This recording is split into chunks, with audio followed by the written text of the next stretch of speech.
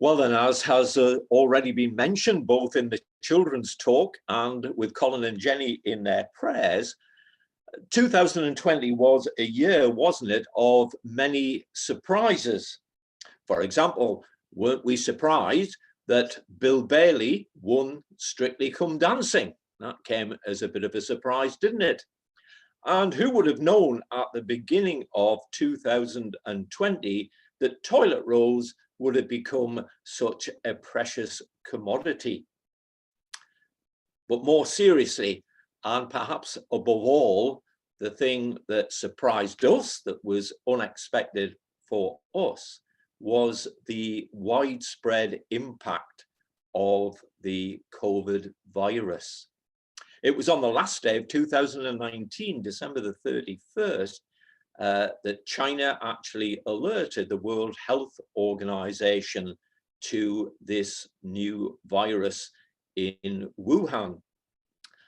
But I guess most of us in the Western world, certainly I would include myself in that, at the beginning of 2020, were relatively complacent about that. If it did come over to the West, we thought, well, it might last for a little while, and we had very, very good health services, and we were prepared for a virus, and we thought that there might be some disruption, but it wouldn't be too great. But of course, it has been absolutely massive, hasn't it? The impact upon us. Those children of you who are listening in this morning, your education has been disrupted. You remember, won't you, weeks when you were working on a table at home rather than being at school. And even when you were back at school, and when some of you will be going back tomorrow, sorry to remind you, even when you go back, it won't be quite the same, will it?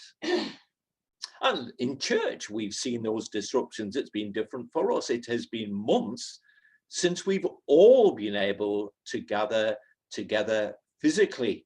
Sometimes we've met, as we're doing this morning, all together on Zoom. Sometimes some of us have been at Millthorpe School and some of us on Zoom, but even when we've been at the school, we've been distant from one another, we've been wearing our masks, we haven't been able to sing. But of course, for some people, it has been much, much worse than that. There have been people who have lost their jobs. There are people who haven't been able to see their loved ones in homes and in hospitals. And of course, there are many who have lost their lives.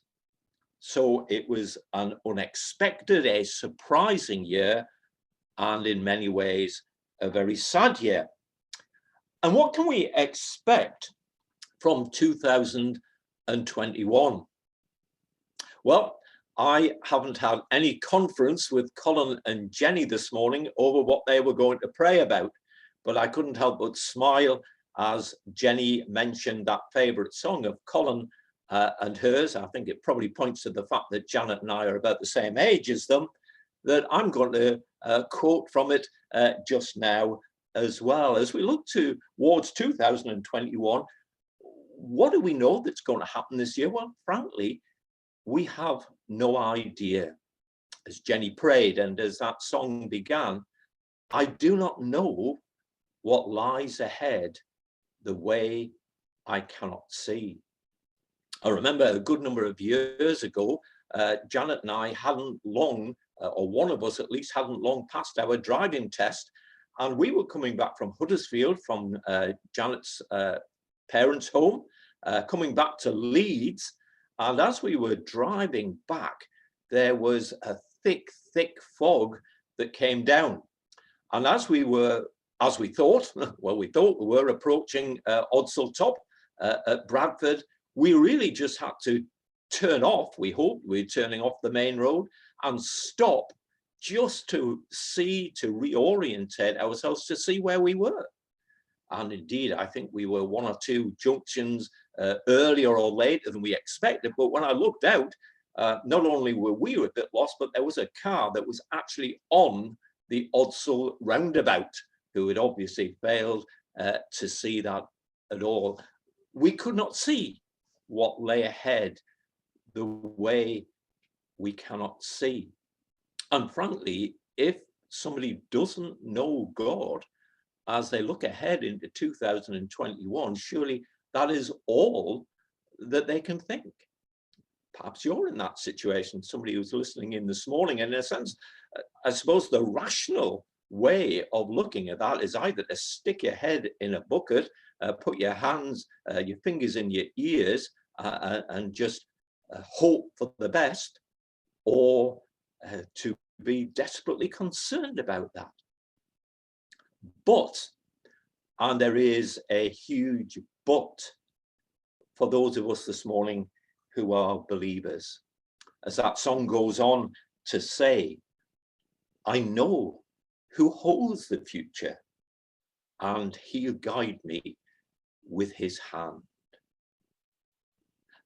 It isn't just that we know in theory the person who holds the future, but we actually know that person. And nothing happened in 2020 that took God by surprise, and there will be nothing unexpected for God in 2021. So what I want to share with you this morning in this one-off message for the new year is very simply a huge encouragement. One of the biggest encouragements there is in the Bible for his people. And is this promise that God makes on many, many occasions to his people. And it is simply this: I will be with you. Or sometimes, I am with you. Now, there were many, many people we could have looked at that we're not going to look at this morning. God says this to Isaac, to Jacob, to Gideon, to Jeroboam, and to Paul. But this morning, we're going to look at 4 individuals or groups of people to whom God has said, I will be with you, or I am with you, in different circumstances. Again, I didn't liaise that much with Andy, but he mentioned Joshua. And the first person that we're going to look at will be Joshua. God said to Joshua, I will be with you, when he was taking up a new responsibility. Then we're going to look at that passage that I read for you earlier from Isaiah, where to exiles in Israel, God said, I will be with you when they were facing frightening trials. Thirdly, we look at the group of people who came out of exile, the post-exile Israel, and we'll see Haggai saying to them, or God saying to them through Haggai, I am with you, when they were starting again after discouragements. And finally, we shall be looking at Jesus's disciples when God, through Jesus himself, the Son of God, the eternal Son of God, said, I am with you, when they were facing a task that was way beyond their natural resources. So then let's first of all think about Joshua. Now, I know that some of you, when you knew that I was going to be preaching this morning, perhaps particularly the children of you, thought, oh, it's Gordon preaching this morning. We're bound to get an illustration from football. Well, I want to show you that I'm not just a one-trick pony. So my illustration this morning isn't going to be taken from football at all. It's from cricket. Now, I want you to imagine that you are part of a team and you're batting. It is the final innings of a game, and you have a huge score to reach to win the game, over 400. And you've lost some early wickets, but there you are batting, and you are batting alongside your captain, who is also the best batsman in the team, and you are making good progress. It's a two-paced wicket. It's turning. By the way, if any of you want any advice on cricketing terms, you can find that on the church drive. That's the cover drive. So there you are battling, and things are going quite well. There's still a long way to go, but you can see the possible winning. And then the captain is out. And now the situation has changed. You're no longer there supporting him, giving him the strike. Now you are the senior batsman, and you've just got to protect the tail as you seek to get the runs to win the game. Well, I don't know how familiar Joshua was with cricket, but I think he might have felt something like this in the situation that we read about in Joshua chapter 1. You see, Joshua had been one of Moses' right-hand men. He was trustworthy. He was tremendously supportive. You remember when Moses sent 12 men over the Jordan to look at the land. He was one of only 2, along with Caleb, who came back with a positive report and said, God has given us this land, rather than the other 10 who were terrified by it. So Joshua had been somebody Moses could absolutely rely and depend upon. He was one of the leaders of the nation, but Moses was the top guy. And in the end, it was Moses who had to make the decisions.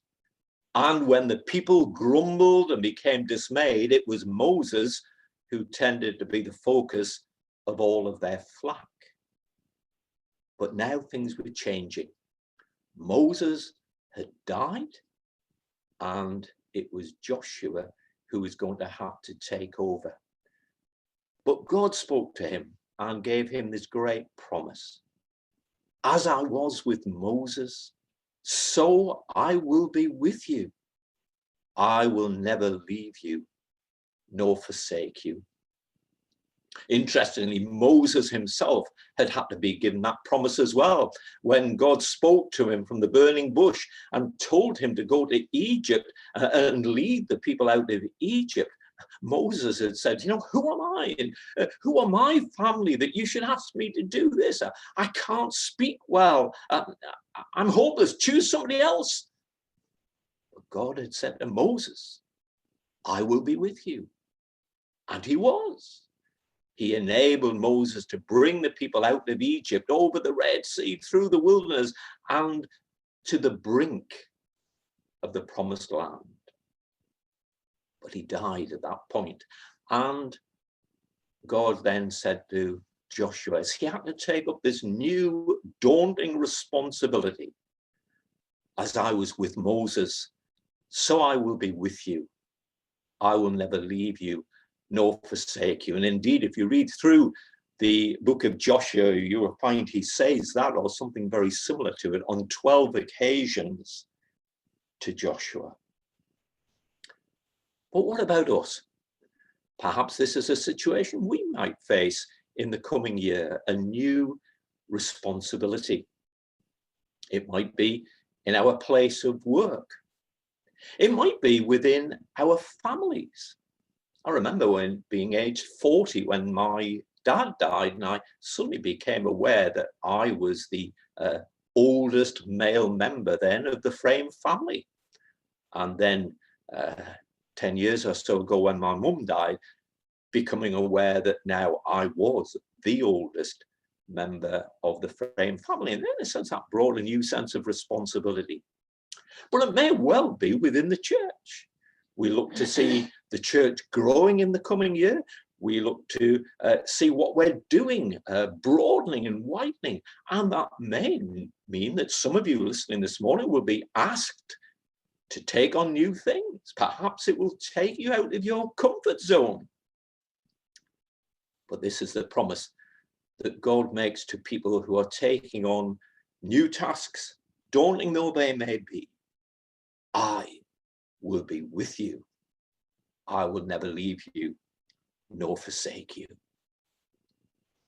But secondly, let's move on to that passage that I read earlier. The passage that was about exiled Israel. Isaiah spoke and wrote both to people before they went into the exile, but he also addressed those who would be in that position, and they would read it when they were in exile. For those of you a bit younger, exile, the idea of an exile is being taken out of the country that you live in and being forced to go somewhere else. Now, I enjoy traveling. I enjoy going to different places, but it's very different when you know you can come back home. But just imagine the frightening trial it must be to be taken out of your country, forced to go and to live somewhere else. The geography would seem totally unfamiliar. When you left your house, your home, you wouldn't recognize the hills, the roads, and the places. And you are among people who speak a different language, and they don't know your God. And of course, you have to be submissive to what they force you to do. You may have been in a position of some status in your own country, of wealth, but no longer in this new country. You're a nobody there. And for the people of Israel in particular, how it hurt them that they could no longer go to Jerusalem. They could no longer go to the temple to worship. Not only were they no longer living there, but the temple had been desecrated as they had been taken into Babylon. But what does God promise to them in their exile? Well, he says this, doesn't he? When you pass through the waters, I will be with you. When you walk through the fire, you will not be burned. And those pictures of the waters and the fire are images pointing out trials and troubles. When you go through trials and troubles, very severe ones, still I will be with you. Now, notice what God doesn't promise. He doesn't promise them a quick fix or a trouble-free future. Notice he says, when you go through the trials, not if. He expects them to go through them. But what he promises is his sustaining presence through it all. As I mentioned just before I began to read this passage, Barry Webb said of this, that these are some of the tenderest words that God ever spoke to his children that are within those 7 verses. You are mine. You are precious in my sight. I love you. I will be with you. So we don't know what trials or difficulties may or may not face us in 2021. When we look back to last year, some of you had horrendous years with horrendous trials. Others had it relatively easier. We don't know what is ahead in 2021 for us as a nation, for us as a church, for us as individuals. But we do have this huge comfort that if we do go through trials, when we go through the waters and the fire, we can hear God's voice speaking to us. You are mine. You are precious to me. I love you. I will be with you. The nation of Israel did come out of exile. They were 70 years in Babylon, but then they came out. So let's have a look thirdly at these people who came out of the exile, post-exile Israel. Well, what was their situation? Well, as I said, the Lord brought them out of exile and back to their own country. In 538 BC, Cyrus let them go. And you can imagine the joy, the exultation that they had as they went back home. And they got to work when they got back home. Almost immediately, they located the site of the destroyed temple. They rebuilt the altar. You can read all about that in the early chapters of Ezra. And they began laying the foundations. But when Haggai spoke the word of the Lord to them, it is 18 years after they have returned. And you may remember Ed spoke on the book of Haggai in the middle of last year. 18 years later, and nothing more has been done. Why? Because there were discouragements and there was opposition. And those discouragements and opposition had made them stop the work. They had become lethargic. They'd become downbeat. They had a sense of defeat. And actually they became self-centered. Instead of looking to build God's temple, they just concerned themselves about building their own homes and making sure that they were comfortable. Once we put down a task, it's difficult, isn't it, to pick it up again. I've lost count of the number of times I've decided, really to sort our garden out. And I've often started with a lot of energy and got rid of all the weeds and thinking, right, I've done a great job now. And soon when it comes to spring, I'll start planting new things. And that's when it stopped.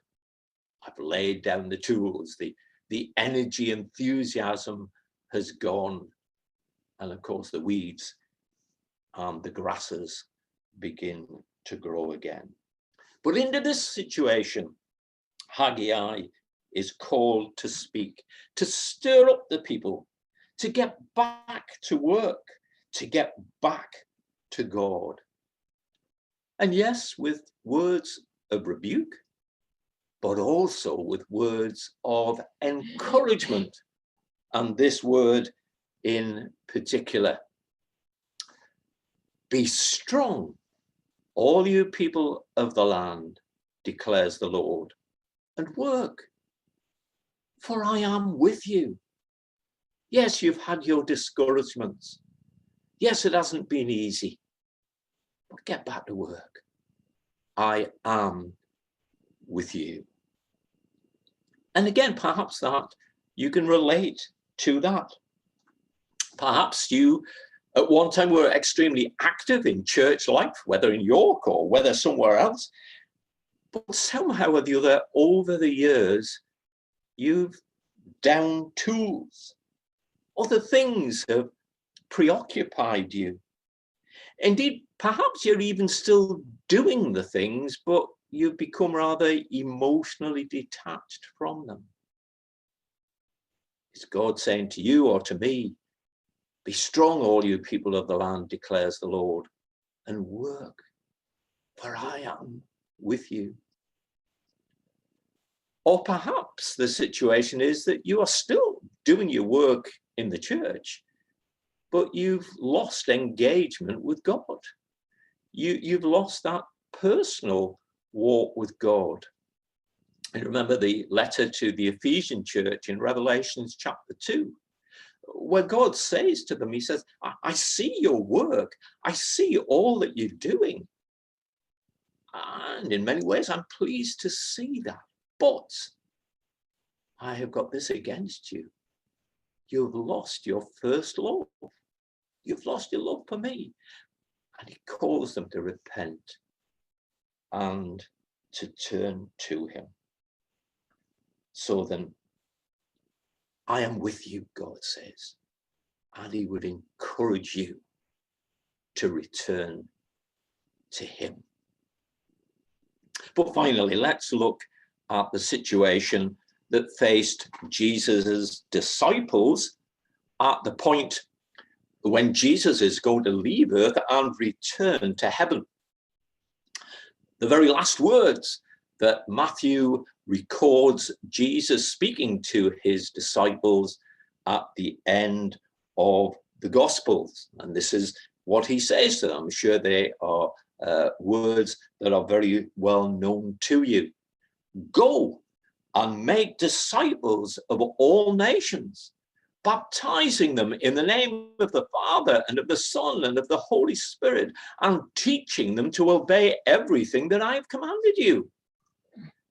Oh, very inspiring words, very uplifting words, very motivational words.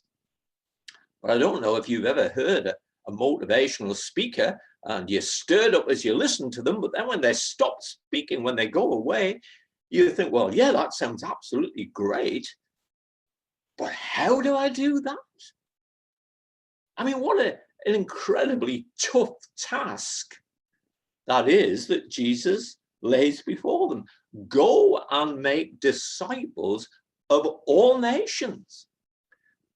Just think of the situation they've been in. They've been with Jesus. Jesus has been with them for 3 years.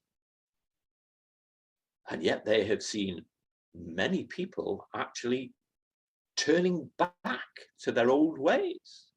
The number who could be counted as very close and decisive followers of Jesus was still very, very small.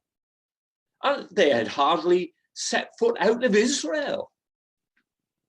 They weren't particularly gifted people. They didn't have any great social status, any great financial backing. And yet Jesus is saying to them, without me, I'm going back to heaven, but you go and make disciples of all nations. It must have seemed like an impossible task, a task that was way beyond certainly their natural resources. But Jesus didn't, of course, just leave them with the task. He reminded them of the power that he was going to give them to do that.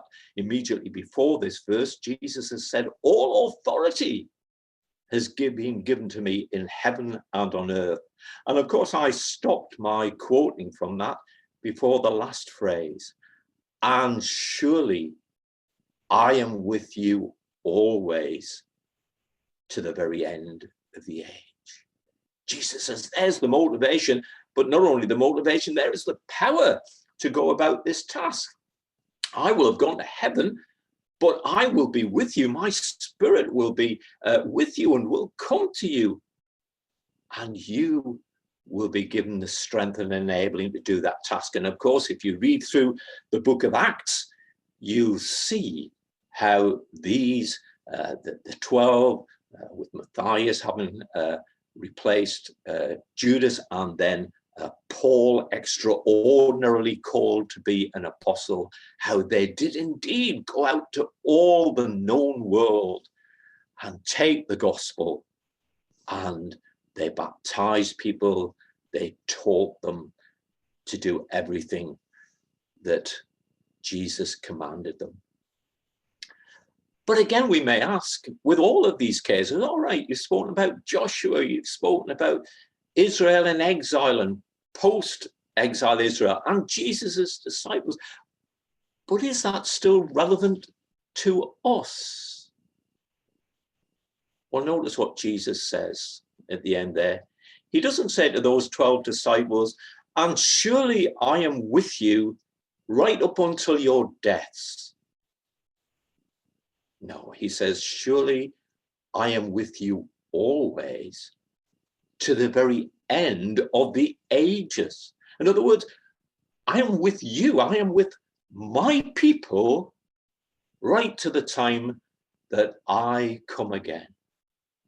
Those first 12 disciples, first 12 apostles did their work and have died. But Jesus is still with us as we carry on with that task. Well, just a couple of weeks ago, I was speaking to you at the Nativity service, and there we were looking right at the beginning of Matthew chapter 1, And you remember we spoke there about Jesus as Emmanuel, God with us. And David Jackman and William Phillip, in their little book on teaching Jesus through Matthew, says this: the gospel that began with Emmanuel, God with us, in the birth of a child, ends with Emmanuel, God with us, as we go to preach Christ to the ends of the earth until the end of the ages. So may we all individually and as a church know more and more in reality, I am with you during 2021. Well, we're going to